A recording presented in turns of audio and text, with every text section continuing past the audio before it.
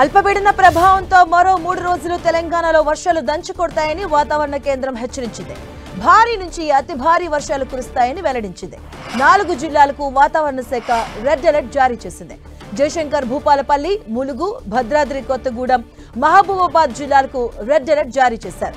ఆదిలాబాద్, కొమరంభీం, ఆసిఫాబాద్, మంచిర్యాల, నిర్మల్, నిజామాబాద్, జగిత్యాల, రాజన్న సిరిసిల్ల, కరీంనగర్, పెద్దపల్లి, ఖమ్మం, సూర్యాపేట, వరంగల్, హన్మకొండ, జనగాం, సిద్దిపేట, మెదక్, కామారెడ్డి, వికారాబాద్, సంగారెడ్డి జిల్లాలకు orange alert జారీ చేశారు.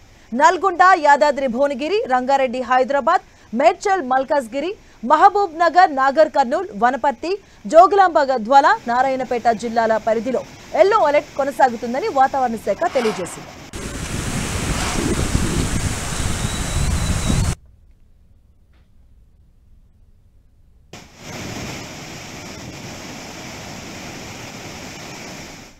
ఇదే అంశానికి సంబంధించిన పూర్తి అప్డేట్స్ మా కరెస్పాండెంట్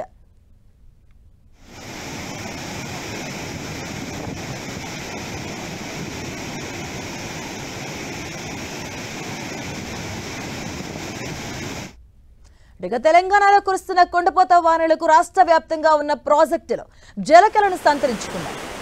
మంచిర్యాల జిల్లాలోని శ్రీపాద ఎల్లంపల్లి ప్రాజెక్టులోనికి వరద నీరు వచ్చి చేరుతూ ఉంది. ఇన్ఫ్లో 3,06,650 క్యూసెక్కులుగా ఉంది. అవుట్ఫ్లో 3,29,816గా ఉంది. ఎగువన కురుస్తున్న వర్షంతో ఆ వరద ఎల్లంపల్లి ప్రాజెక్టులోకి వచ్చి చేరుతుంది. ప్రాజెక్టు పూర్తి సామర్థ్యం 20.175 టీఎంసీలు కాగా ప్రస్తుతం 17.5914 టీఎంసీల నీరు నిల్వ ఉంది. ఇక ఎల్లంపల్లి ప్రాజెక్టు 35 గేట్లను ఎత్తి నీటిని దిగువకు విడుదల చేశారు అధికారులు. నదీ పరివాహక ప్రాంతంలోకి చేపలు పట్టేవారు, పశువుల కాపర్లను వెళ్లకూడదంటూ అప్రమత్తం చేస్తున్నారు అధికారులు. ఇదే అంశానికి సంబంధించిన పూర్తి అప్డేట్స్ మా కరెస్పాండెంట్ సతీష్ అందిస్తారు. సతీష్. గోదావరికి వరద ఉధృతి పెరుగుతుంది. క్రమేపీ ప్రాజెక్టులో కూడా నీటి మట్టం పెరుగుతున్న పరిస్థితి. ప్రస్తుతం నేను శ్రీపాద ఎల్లంపల్లి ప్రాజెక్టు వద్ద ఉన్నా. ఎల్లంపల్లి ప్రాజెక్టుకు సంబంధించి 35 గేట్లను ఓపెన్ చేశారు. మొత్తం 62 గేట్లకు గాను ప్రస్తుతం అయితే 35 గేట్లను ఓపెన్ చేశారు. ఇన్ఫ్లోగా దాదాపు 3 లక్షల క్యూసెక్ల పైగా నీరంతా కూడా ఇన్ఫ్లోగా వచ్చి చేరుతుంది. అదే స్థాయిలో కూడా అవుట్ఫ్లోగా నీరంతా కూడా రిలీజ్ చేయడం జరుగుతుంది. ఆ నీరంతా కూడా గేట్ల ద్వారా బయటికి వెళ్తుంది. గోదావరి ఏ రకంగా ఎంత వరద ఉధృతి కొనసాగుతుందో ఒకసారి ఆ విజువల్స్ చూస్తే స్పష్టమవుతుంది. ఇటు గోదావరికి 3 రోజులుగా వరద నీరు పోటెత్తుంది. ప్రధానంగా శ్రీరామ్ సాగర్ ప్రాజెక్టుకు సంబంధించిన నీటిని కూడా ఇదే గోదావరిలోకి విడుదల చేయడం జరిగింది. దీంతో పాటు కడం ప్రాజెక్టుకు సంబంధించినటువంటి నీటిని అంతా కూడా విడుదల చేయడంతో ప్రస్తుతం అయితే 3.5 లక్షల క్యూసెక్ల ఇన్ఫ్లో కొనసాగుతుండగా 3,29,000 క్యూసెక్ల పైగా నీరంతా కూడా అవుట్ఫ్లోగా విడుదల చేయడం జరుగుతుంది. ఇటు శ్రీరామ్ సాగర్ ప్రాజెక్టు నుంచి దాదాపు 1,73,578 క్యూసెక్ల నీటినంతా కూడా ఇటు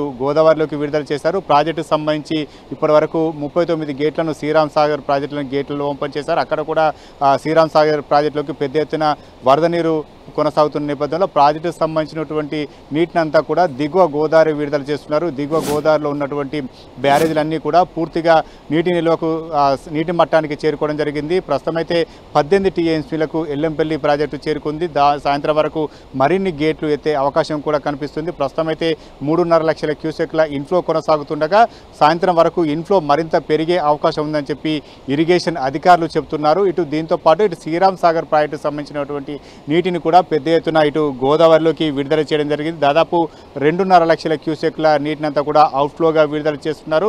ఇటు శ్రీరామ్ సాగర్ ప్రాజెక్టు కూడా దాదాపు 90% నీటి మట్టానికి చేరుకోవడం జరిగింది. 80 టీఎంసీల సామర్థ్యం ఉన్నటువంటి శ్రీరామ్ సాగర్ ప్రాజెక్టు ప్రస్తుతం అయితే 73 టీఎంసీలకు నీటిలో చేరుకుంది. ఇక అడిషనల్గా వస్తున్నటువంటి లక్షల క్యూసెక్ల నీరంతా కూడా దిగువకు విడుదల చేస్తున్నారు. మరొక వైపు క్యాచ్మెంట్ ఏరియా పరివాహ ప్రాంతాల్లో కురుస్తున్నటువంటి వర్షాల కారణంగా ఇటు గోదావరిలోకి నీరంతా కూడా వచ్చి చేరుతుంది. దీంతో ఇటు గోదావరి అంతా కూడా ఉధృతంగా ప్రవహిస్తున్నటువంటి పరిస్థితి. ఇటు గోదావరిని ప్రస్తుతం అయితే ఎల్లంపల్లి ప్రాజెక్టు నీరంతా కూడా దిగువకు విడుదల చేయడంతో ఇటు సుందిల్లా అదేవిధంగా అన్నారం బ్యారేజీల ద్వారా మేడిగడ్డ బ్యారేజీకి నీరంతా కూడా చేరుకోవడం జరుగుతుంది. మేడిగడ్డ బ్యారేజీకి చేరుకునే ముందు కాళేశ్వరం వద్ద త్రివేణి సంగమం ఏదైతుందో ఆ త్రివేణి సంగమం వద్ద గోదావరి అదేవిధంగా ప్రాణహిత 2 నదులు కూడా ఉధృతంగా ప్రవహిస్తున్నాయి. ఆ నీరంతా కూడా అక్కడికి చేరడంతో ప్రస్తుతం అయితే కాళేశ్వరం వద్ద కూడా నీటి మట్టం పెరుగుతున్నటువంటి పరిస్థితి. మేడిగడ్డకు సంబంధించినటువంటి బ్యారేజీ నుంచి దాదాపు 5,79,000 క్యూసెక్ల నీరంతా కూడా అవుట్ఫ్లోగా కొనసాగుతుంది. అదే స్థాయిలో కూడా